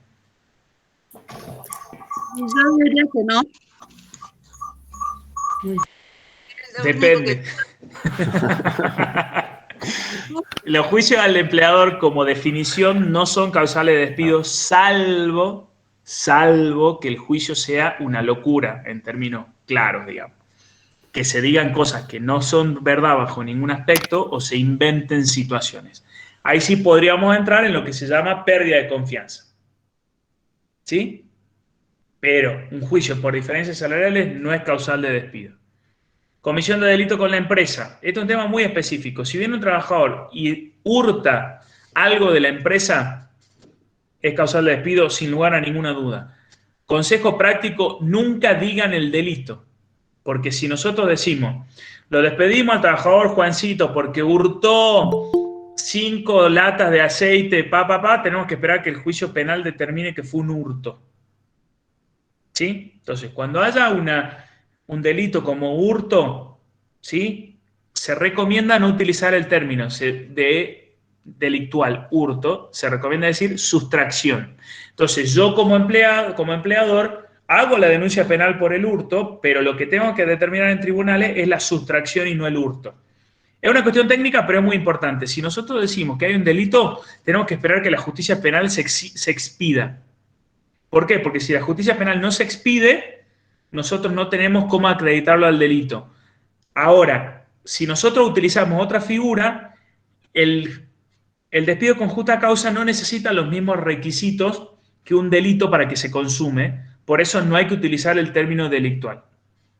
¿La disminución de rendimiento es causal de despido? Y ya la última pregunta, el resto ya lo desarrollo rapidito. Depende, exactamente. Cuando la disminución de rendimiento es muy marcada, y tengo formas de acreditarla objetivamente y se intimó al trabajador previamente a que revea su situación y que explique por qué disminuyó su rendimiento, es causal de despido. Si no, no es causal de despido, ¿eh? Ténganlo muy en cuenta. Este es otro tema a tener específicamente en cuenta. La única injuria grave que la ley de contrato de trabajo norma específicamente es el abandono de trabajo, el artículo 244, que dice, habrá abandono de trabajo o el abandono de trabajo como acto de incumplimiento del trabajador solo se configurará previa constitución en mora, previa intimación hecha en forma fehaciente a que se reintegre al trabajo por el plazo que impongan las modalidades que resulten en cada caso. ¿Qué significa? Si un trabajador empieza a faltar a su puesto de trabajo sin avisarle al empleador, el empleador tiene que intimarlo bajo apercibimiento de abandono de trabajo a que vuelva a su puesto de trabajo. ¿Qué dicen las buenas prácticas? Que esa intimación se haga por un plazo no menor a 48 horas. La ley no dice, pero haciendo un parangón con el artículo 56, tenemos que decir que son 48 horas, salvo cuestiones muy específicas. Ahora, ¿dónde existe el error muy común con el tema del abandono de trabajo? El abandono de trabajo muchas veces los empleadores lo ponen cuando saben que el trabajador tuvo un accidente, por ejemplo, o cuando saben que el trabajador no puede concurrir a trabajar por algún motivo. Para que se constituya el abandono de trabajo tiene que existir no solo la constitución en mora, sino que el trabajador se haya desentendido de su puesto de trabajo. Renuncia, artículo 240. Para que la renuncia tenga validez, tiene que hacerse sí o sí por telegrama ley, ¿sí? En la oficina del correo o frente a autoridad administrativa de trabajo. Y no pueden haber renuncias en los recibos de sueldo. Es fundamental esto. Muchas veces me pasó en el estudio que vienen los trabajadores preocupados a consultarme, pero doctor, a mí cuando yo empecé a trabajar me hicieron firmar una renuncia. Eso no tiene ninguna validez. La renuncia solo es válida cuando se manda por telegrama colacionado en el correo. Tengan en cuenta que a veces el correo modifica la ley, porque me pasó de mandar a un trabajador a que renuncie aplicando el preaviso, porque el trabajador tiene 15 días que preavisar a su empleador, no lo aplica nunca, pero en este caso era un trabajador muy responsable y le dije, anda a avisar con 15 días de anticipación que vas a renunciar. El correo no se lo quiso recibir. A veces los empleados del correo creen que modifican la norma. Cierro con esto, prohibición de despido. Hoy en Argentina, por el decreto 329 y todas sus posteriores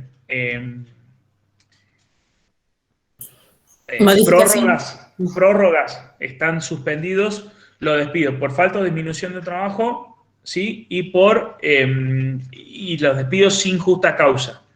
Están prohibidos. ¿Qué significa esto? Si mañana a un trabajador le llega una carta de documento que dice usted queda despedido sin justa causa, a partir del día tal nos podemos presentar en la justicia y plantear una reinstalación porque están prohibidos los despidos sin justa causa, en tanto y en cuanto la relación laboral se haya iniciado el día 11 de diciembre del año 2019. La doble indemnización está puesta por el artículo 30, por el decreto 39 del 2019, que habla que están, para el caso de que se produzca igual un despido y el trabajador no opte por la reinstalación en su puesto de trabajo, hoy se duplica la indemnización por despido, artículo 245 y artículo 232. Siempre estamos hablando de las relaciones laborales que se hayan iniciado con posterioridad al 10 de diciembre del año 2019, ¿sí? Hoy en día, por la última prórroga de la doble indemnización, tiene un tope máximo de 500.000 pesos. Muchas gracias por su atención y si tienen alguna duda, me parece que la evacuamos mejor al final de la charla. O si quieren que... No sé cómo quieren que hagamos. Sí, sigamos con el contador Alanis porque nos queda media hora de... Perdón, me extendí un poquito. Bueno, buenas tardes. A ver, antes de arrancar, me había notado 3 cosas de lo que venían hablando la doctora Rodríguez y el doctor García. Cecilia y José. En el estudio nosotros tenemos, no por una cuestión de política profesional, sino de reconocimiento, jamás en los 15 años que llevamos trabajando hemos redactado nosotros una carta documento de tipo laboral, ni por el trabajador ni por el empleador. No es función nuestra esa. Ha sido claro José cuando ha mostrado que la deficiencia en la redacción tiene consecuencias graves para cualquiera de los dos lados. Con lo cual eso de contador, por favor, me redacta la renuncia, contador, por favor, me hace la gauchada de hacerme la nota. La sugerencia es siempre decir que no. No es nuestra función profesional. Lo otro que me llama la atención de escucharlos a Cecilia y a José es el vocabulario técnico. Lamentablemente, cuando corregimos los exámenes, parecen que son charlas de café las respuestas, y lo que estamos buscando nosotros es que sepan utilizar el vocabulario acorde y de la materia en particular. Con lo cual, eviten leer de un diario, eviten leer de un resumen de otro y sobre todo eviten escribir lo que han conversado 15 minutos antes de entrar a dar un examen. tienen que ser respuestas técnicas. Y finalmente, para entrar ya con el material, que va a ser medio rápido, en el tema de indemnizaciones, la función nuestra fundamentalmente es la de asesoramiento y la de liquidación. ¿Estamos?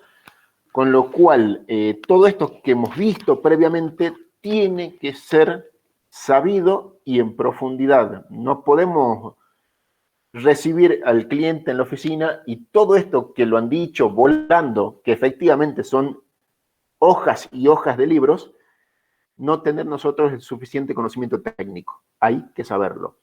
No es común que estemos lidiando con tema de indemnizaciones. O sea, lo más común es la liquidación propiamente dicha del mes a mes, el 931, las partes sindicales y cumplimiento de obligaciones formales. Pero de vez en cuando siempre llega el cálculo de una indemnización. O también cuando el cliente quiere tomar una decisión y nos pide, por favor, contador, me haces un cálculo estimado de cuánto puede costar tal o cual indemnización, y hay que hacerlo y hacerlo a conciencia. Dicho esto, voy a comenzar a compartir un material. Voy a tratar de hacerlo rápido y corto para que veamos un ejercicio y se trate de entender cuál es la piedra fundamental, el 245. Lamentablemente, el 245 tiene, permítanme que...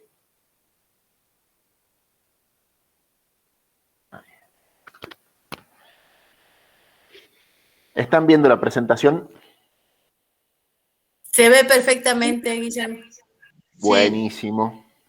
Gracias. Ahí va con pantalla completa. Arranco de vuelta. Vimos unas clasificaciones con Cecilia y José, y hay una que me la tomo como de uso práctico respecto de clasificarla a los efectos indemnizatorios. Es decir, si genera una indemnización, si no la genera, y si la genera es agravada, completa o reducida. A veces, teniendo en claro estas 4 cosas, a mí, por lo menos en la cabeza, automáticamente me empieza a disparar las opciones. Acá hay ejemplos. No genera indemnización la renuncia del trabajador, más allá de los conceptos que hay que liquidar normalmente. Lo vamos a ver. Un caso de indemnización reducida, que es el ejercicio que les voy a mostrar hoy día, porque es un caso real que pasó hace 10 días, muerte del trabajador. Una indemnización que podemos llamarla completa, que es la del caso del despido directo que hablaba José.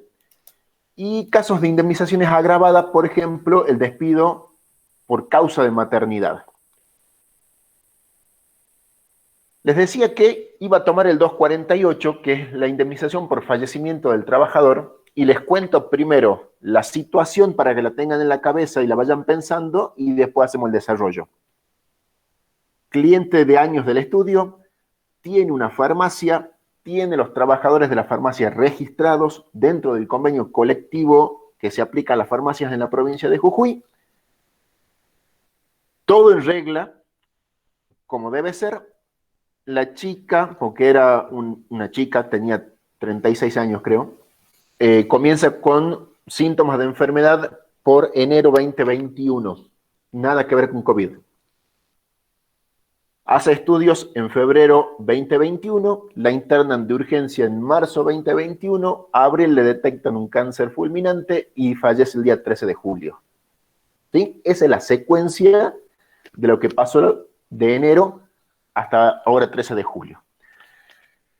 Llega lógicamente el empleador con esta situación que viene decantando en liquidar una licencia por enfermedad del 208 desde que tomamos conocimiento con el certificado médico del estado de enfermedad hasta que se desencadena el fallecimiento. Cuando se da el hecho del fallecimiento, tomamos el 248, que ya lo había comentado Cecilia, dice que en caso de muerte del trabajador, las personas enumeradas en el decreto ley, que lo dejo picando para el final, Con la sola acreditación del vínculo, tendrán derecho a percibir una indemnización igual a la prevista en el 247, es decir, del 248 nos lleva al 247.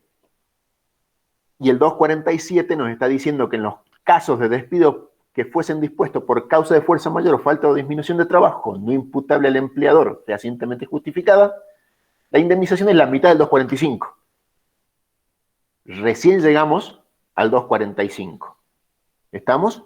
248 al fallecimiento, el 248 nos manda al 247, el 247 nos dice que es la mitad del 245. Vamos a ver qué es el 245. El artículo 245 es la famosa indemnización por antigüedad, ¿sí?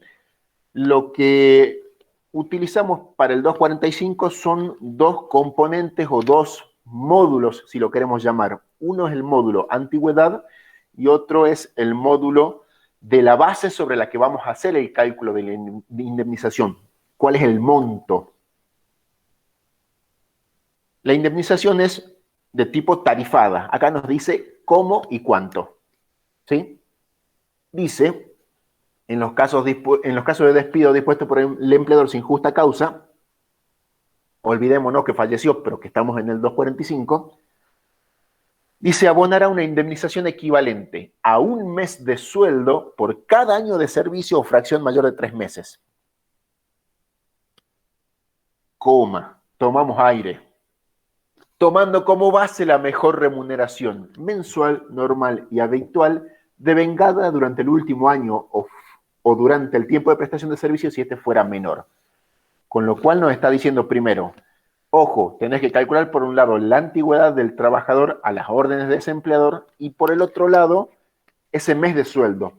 Pero ese mes de sueldo con la disposición del 245. Ese mes de sueldo tiene que cumplir el requisito de ser la mejor remuneración mensual, normal y habitual. ¿Sí? Que justamente ese es el mayor de los problemas del 245 cuando tenemos liquidaciones que son realmente complejas. Vamos a ver que en el caso este de la farmacia, si bien la liquidación no es de las más sencillas, que tiene algunos condimentos, no deja de ser un caso bien fácil. Cuando vamos a ver el tema de la antigüedad, como nos decía, perdón que vuelva, por cada año de servicio o fracción mayor de 3 meses. ¿Estamos? Entonces ahora analizamos la antigüedad. La fecha de inicio de la relación laboral hay que ir a buscar en el legajo, buscar la fecha de alta en el servicio, que si somos prolijos y las cosas las estamos llevando bien, es parte de la información que me pide la ley de contrato que esté puesta en el recibo de sueldos. O sea, debería estar ahí el dato. Ahora, si ahí está mal, hay que ir a buscar la documentación en el legajo.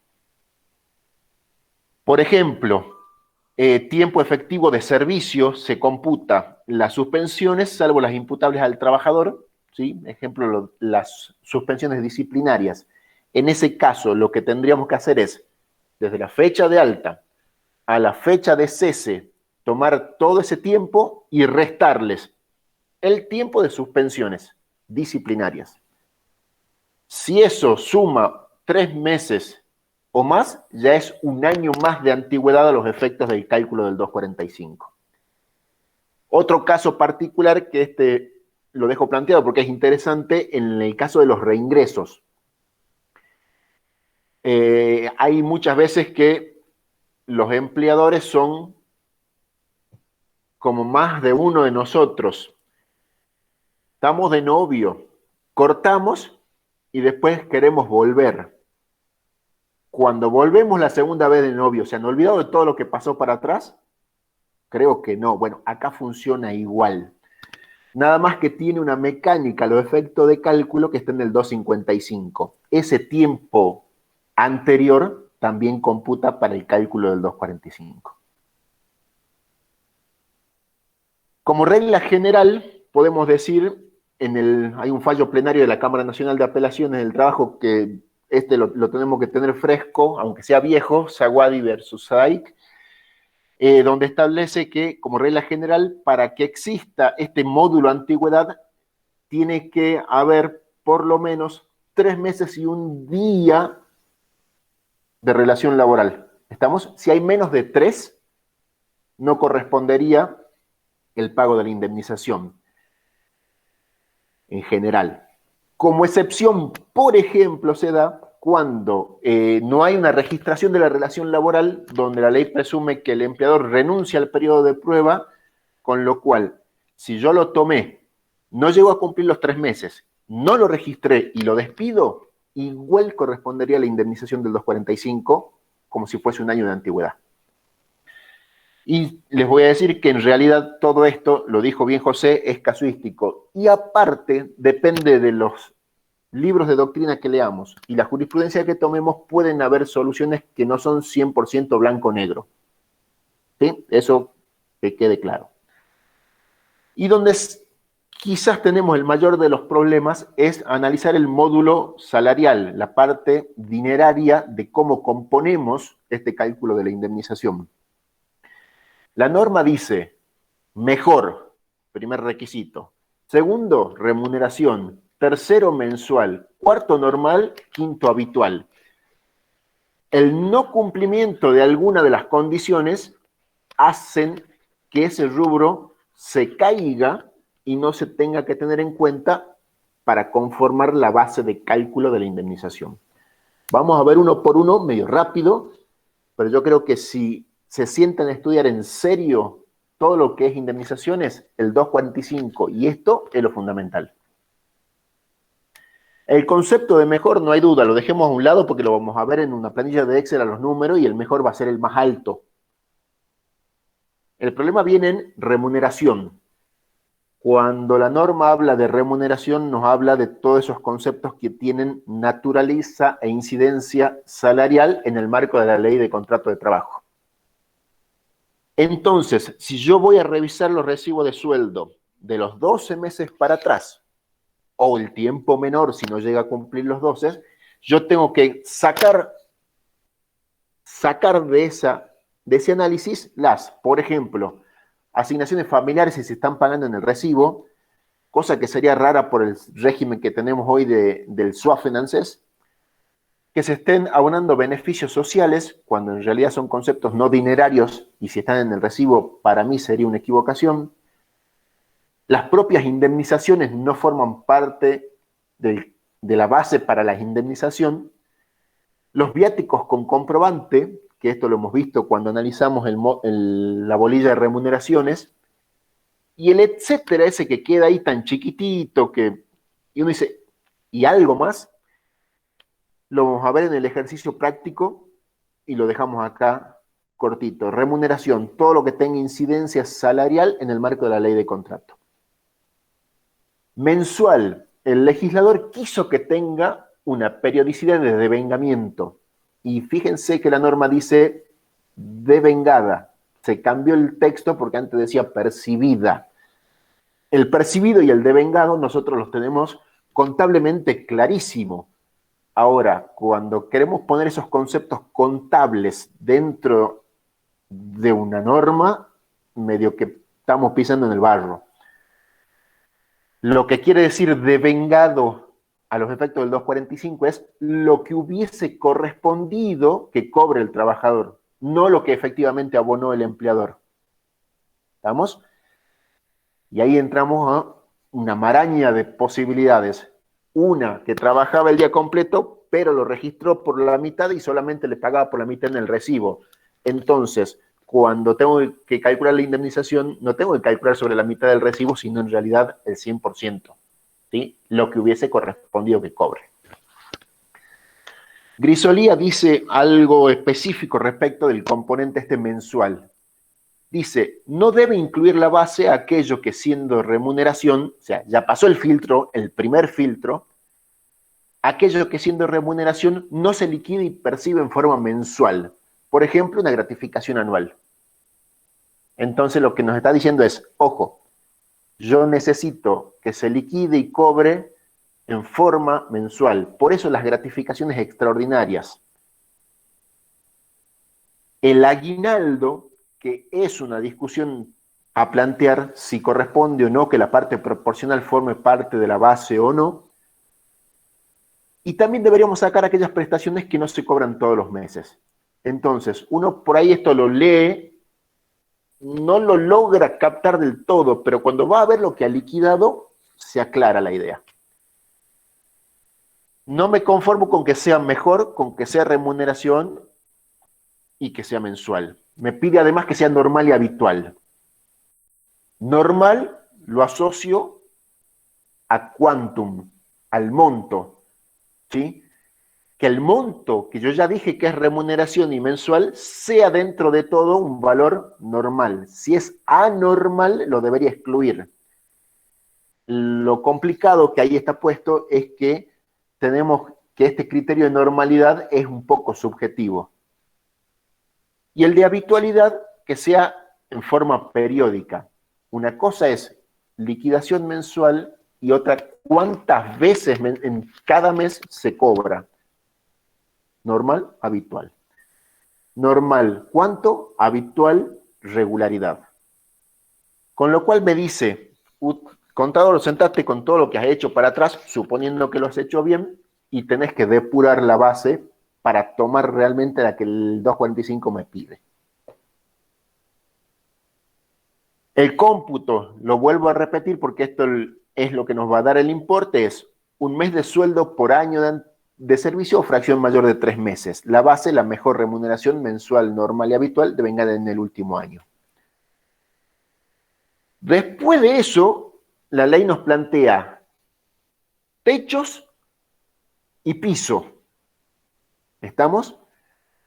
La base no se puede exceder al equivalente de 3 veces el importe de la suma resultante del promedio de todas las remuneraciones previstas en el convenio colectivo de trabajo aplicable al trabajador al momento del despido. Esto está publicado en la página del Ministerio de Trabajo. El problema es que hay muchos convenios colectivos que tienen atrasada la actualización de los topes. ¿Estamos? Lo vamos a ver y cómo se aplica en el ejercicio. Ese techo o tope que lo calcula el Ministerio de Trabajo es un promedio de las remuneraciones mensuales del convenio. ¿Estamos? Una vez que tenemos la base y el tope, es decir, lo que yo ya puse como mejor remuneración mensual normal y habitual, lo miro con el tope. De los dos, tengo que tomar el menor, porque justamente el tope funciona como techo. De ahí para arriba, no. O es el tope o lo que me dio la base. Y el piso o garantía, es decir, la otra partecita es, como de acá no me puedo pasar, tampoco puedo pagar menos de un mes de sueldo calculado sobre la base del primer párrafo. No puede ser menor a una remuneración mensual normal y habitual.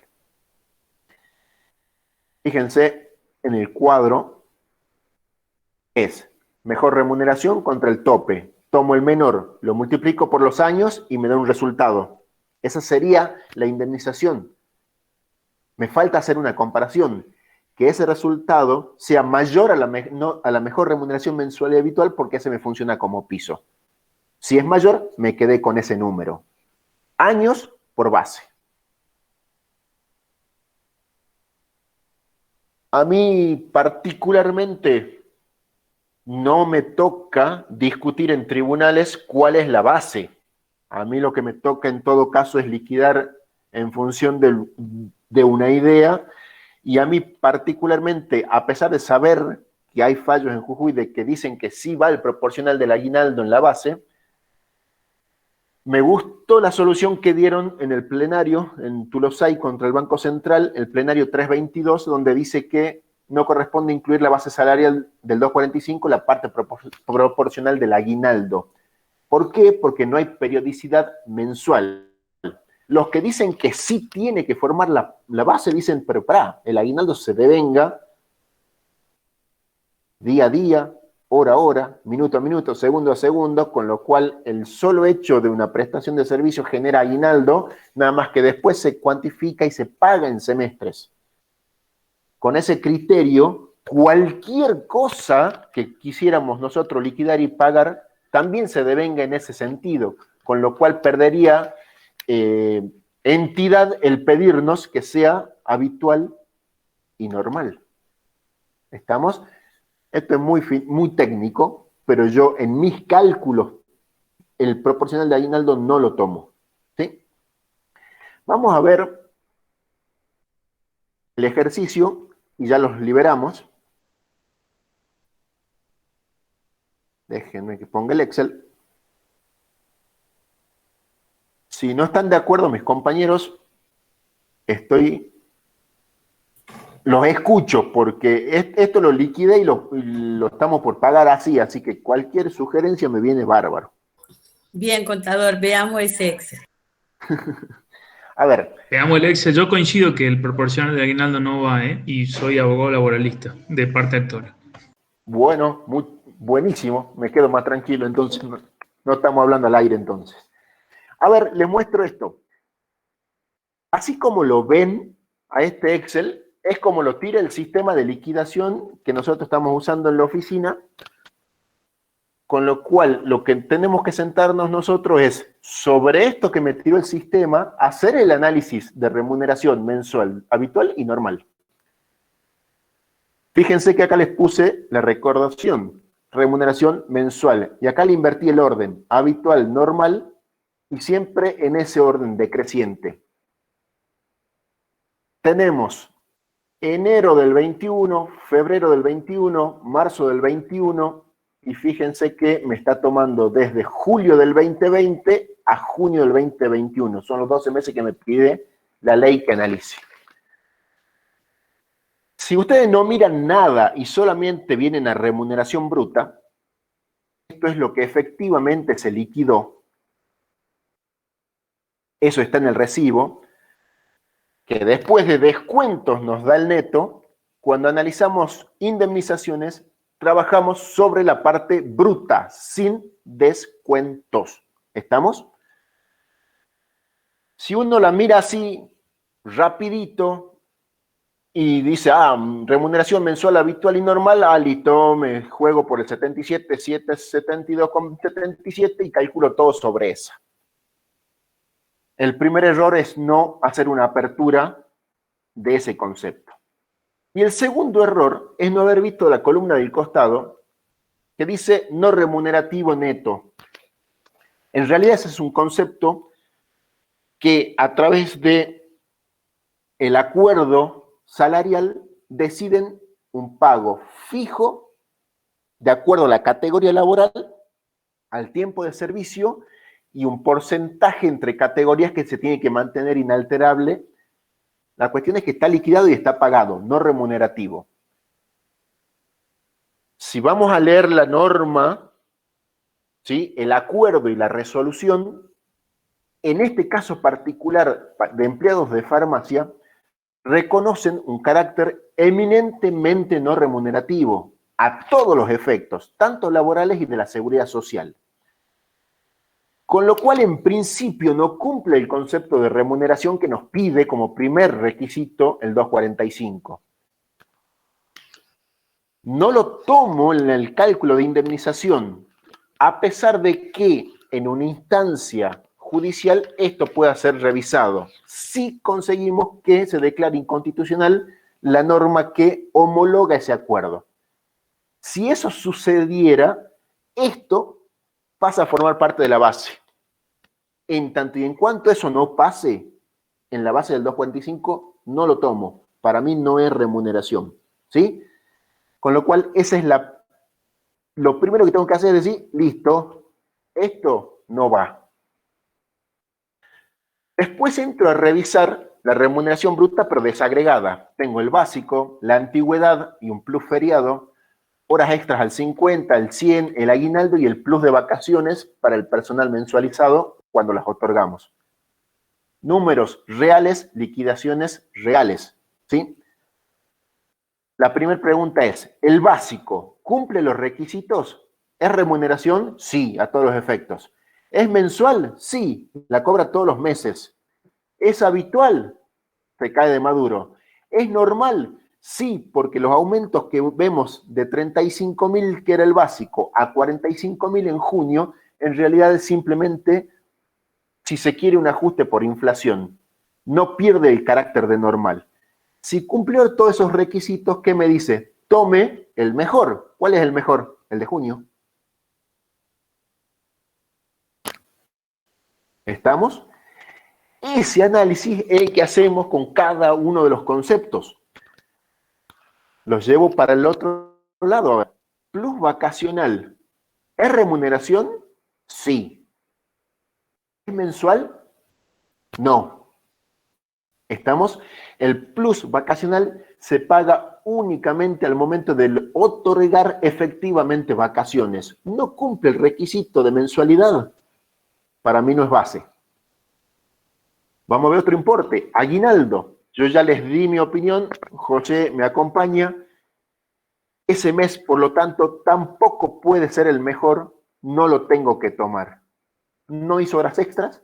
Me queda solamente analizar la columna de antigüedad y plus feriado. ¿Es remuneración? Sí, a todos los efectos. ¿Es mensual? Sí. La antigüedad se devenga todos los meses y plus feriado prácticamente los 12 meses del año, con lo cual cumple el requisito de normalidad y de habitualidad en el importe. ¿Qué me queda tomar? El mejor. Con lo cual, en resumen, la mejor remuneración mensual, normal y habitual de esa trabajadora en los 12 meses previos al fallecimiento fue de 52.075,43. Yo acá me anoté como una llamadita, 3 feriados no trabajados, por eso es más alto que algún otro mes que tiene el mismo básico. Esa desagregación y ese análisis de concepto por concepto, mes a mes, es el que recién va a decantar en este numerito de mejor remuneración mensual, normal y habitual. Bajo ningún punto de vista tengo que agarrar la columna de remuneración bruta al voleo. ¿Estamos? Si hubiese hecho eso, no hubiese usado los 52 y hubiese usado los 77, y si eventualmente me había equivocado y hubiese tomado los 58, estaba inflando el valor de la indemnización. Y ahora hacemos el cálculo ese que habíamos visto en el cuadrito hacia el pasar. La antigüedad de esta trabajadora al momento del fallecimiento es de 3 años, 3 meses y 13 días reales. Con lo cual el módulo tiempo para el cálculo de la indemnización es 4. Supera la fracción de 3 meses por 13 días, con lo cual es 3 años más 1 por haber excedido la fracción, 4. El otro paso es comparar el tope que viene en la publicación del Ministerio de Trabajo. Yo ya lo busqué, no vamos a perder tiempo viendo la planilla. El que está vigente es del año 2018 y el tope está en 63.716 pesos. Lo comparo con la mejor remuneración mensual normal y habitual. ¿Cuál es el menor? La mejor remuneración. Con lo cual calculo, fíjense ahí, 4 veces los 52.000 pesos, me da que como computable tengo 208.000 pesos. La segunda comparación es el piso, los 208 contra los 52, que es la mejor remuneración mensual, normal y habitual. ¿Cuál es el mayor? El 208. Con lo cual, ese termina siendo el valor de la indemnización por antigüedad del 245. ¿Estamos? El tema es que nosotros no estamos calculando 245, estamos calculando 248. Entonces lo que tengo que hacer es a esa indemnización del 245 dividirla en 2, la mitad, 104, 150. Y ahí se terminó el cálculo de la indemnización, pero no es todo lo que tengo que pagar. Tengo que conformar esa liquidación final. La hacemos rápido y créanme que los números están bien calculados. El sueldo por los 13 días en principio trabajados, más la antigüedad sobre esos 13 días, y como la chica esta estaba en licencia por enfermedad y no estaba trabajando efectivamente, estaba internada, a modo expositivo en el recibo pusimos inasistencia para restarle todo esto, fíjense que queda en 0, y lo devuelvo, pero pagado como un 208. 25.451,13. Esto simplemente es positivo. Si eso los confunde, a eso lo sacamos y el cálculo es exactamente igual. Le tengo que pagar los 13 días trabajados más la antigüedad que corresponda por esos 13 días El aguinaldo proporcional, ¿cuál aguinaldo? El de los 13 días trabajados de julio, porque el de junio ya estaba pagado. Fíjense, en el mes de junio que el aguinaldo figuraba. ¿Estamos? Se hacen los descuentos de ley y el sindical. El valor de la indemnización por fallecimiento es 104. El no remunerativo que me está mandando a pagar el convenio colectivo es de 400, casi 500 pesos por los 13 días. Y lo único que queda son las vacaciones no gozadas del año de cese, del 2021. ¿Por qué? Porque las del 2020 ya estuvieron pagadas y en principio otorgadas en marzo, justo antes que la chica esta caiga internada. El cálculo de las vacaciones no gozadas es, por el convenio colectivo le corresponden a su antigüedad 17 días corridos, proporcionales 194 al 13 de julio dividido 365. Y se toma como base la remuneración del mes anterior dividido en 25 para calcular el valor de un día de vacaciones y se lo multiplica por el 9,04. Con todo eso, el recibo llegó a 145.966,97. Ahí se terminó solamente el cálculo de la liquidación final. Vuelvo con ustedes y terminamos. El problema que queda latente es a quién se le paga ese importe. Y se los dejo picando porque yo no tengo la respuesta, pero escucho sugerencias de mis colegas, de paso después me pasan la factura y les pago la consulta. Esta chica no estaba legalmente casada y no estaba en pareja, vivía sola con su hija menor de edad. Aparece su expareja por el mes de abril, recompone en cierta manera la relación con ella y con la nena, que era hija de él, y hace un mes sale el reconocimiento en el registro civil a él como padre de la nena.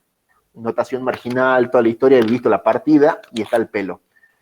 Pero la chica esta convivía sola con la nena y la que la ayudaba era su mamá. La pregunta es, ¿a quién le paga la empleadora los 150.000 pesos eso que tiene liquidados en el recibo? Yo llegué solamente a decirle que no le queda otra que hacer una consignación. El problema de la consignación es que no sabe a dónde. No sabe si hacerlo en el juez civil, que va a entender en el sucesorio, en el juez de menores para ver si el padre tiene la guarda de la chiquita y se hace cargo directamente él o la madre, o al juez laboral diciéndole tome la plata, usted vea qué hace. Estamos en esa situación, en la liquidación y sin saber a quién darle el dinero.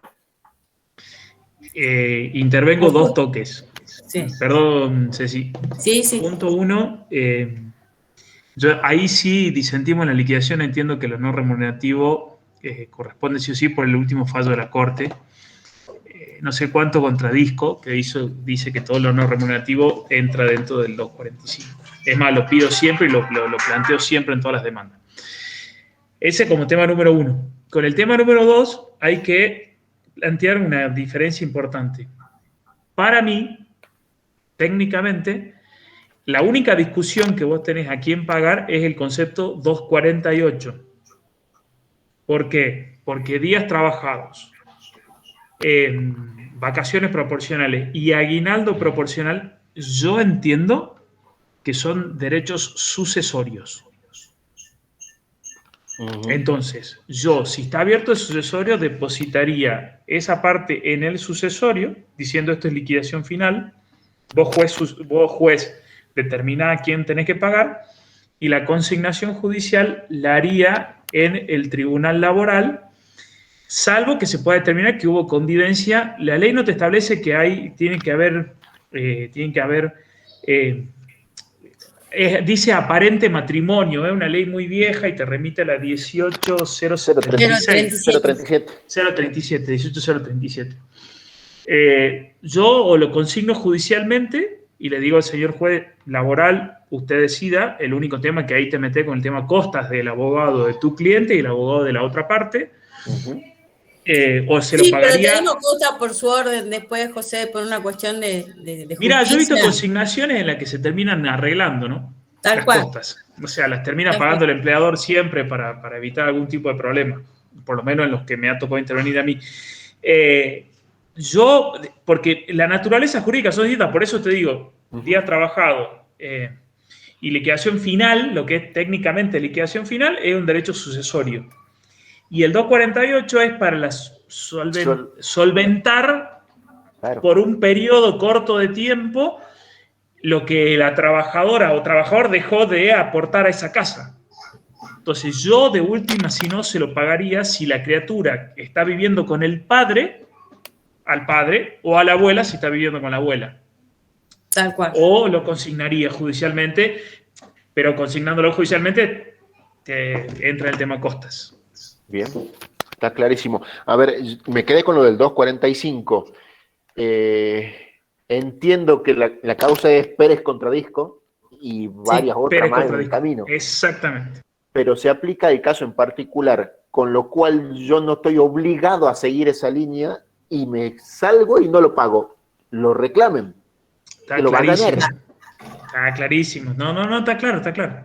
Es igual que Bisotti, digamos, se lo aplica igual. O sea, Tal a Bisotti cual. lo aplica todo el mundo. Es más, es uno de los pocos fallos que se convirtió erga omnes, digamos. Es verdad, es verdad. Me parece que lo estamos aburriendo a los chicos. Bien, bueno, pero ha sido bastante rico toda la charla, así que deben haber aprendido bastante. Antes que se corte el Meet, una última recomendación para los que van a rendir en la mesa del lunes 2. Por favor, estudien de la ley de contrato de trabajo. Es norma. Lo que nosotros le venimos contando desde las 18 y algo es ley de contrato de trabajo. Es como dice el contador Alaní. No agarren un apunte que lo hizo algún alumno de algún año, que desgrabó una clase y que, bueno, ustedes creen que es verdad revelada. No es verdad revelada. Vayan a la ley de contrato de trabajo y acompáñense con un libro de cualquier autor de la biblioteca de la facultad que les va a servir muchísimo. Si tienen alguna duda, nosotros estamos a disposición. Hemos tenido siempre los correos electrónicos abiertos para que ustedes hagan las consultas.